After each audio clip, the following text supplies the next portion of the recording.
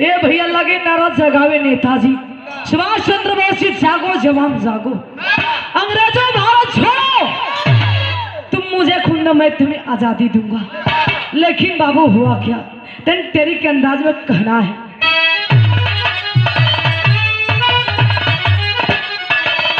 अरे गगन पे,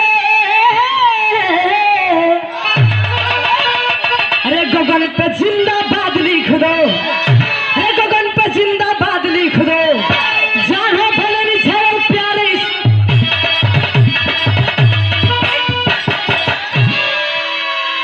अरे बाबू लेकिन हुआ क्या, क्रांति की आगे तेज हुई। अच्छा आप देखिए बाबा सेवा सदन समिति कि आप हमारे सचिव जी गगन यादव जन में सलाह भड़क गई।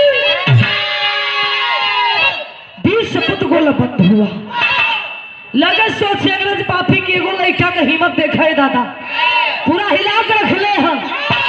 क्रांति की आगे तेज हुई, अरे क्रांति की आगे तेज हुई, जन जन में सलाह भड़क गई। बाकी जवान आगे आए, इनकरामी लड़ा अकड़ गई। लगे षड्यंत्र रचे कि कुछ करे के पड़ी, वरना अंग्रेज हमने के गुल्लई का हिला कर रख ले।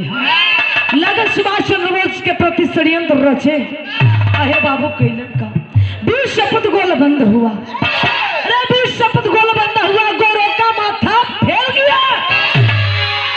क्रांति की आवाज बुलंद न हो, अरे क्रांति की आवाज बुलंद न हो, पकड़ सुभाष को जेल दिए। अहे बाबूजी कुछ ऐसा षड्यंत्र रचला और सुभाष चंद्र बोस जी के भैया जेल में लोग बंद करवा देलन। जेलवा में गिरन बाबू हो तो जेलवा में केकरा से भेंट भई, वही लइकवा बसंत ले लागल। बसंत कह रे भैया तू कैसे, अरे भैया तू कैसे, तू मैं होखे लगल बाबूजी। तब बसंत बतौलन किए भैया हम तब बहनिया का शादी करे खातिर चोरी में गिरफ्तार हो गई, लेकिन सुभाष भैया तू कैसे। अहे बाबू बतौलन नेताजी सुभाष चंद्र बोस जी, भाई हम कोनो जुलूम ना कैली है,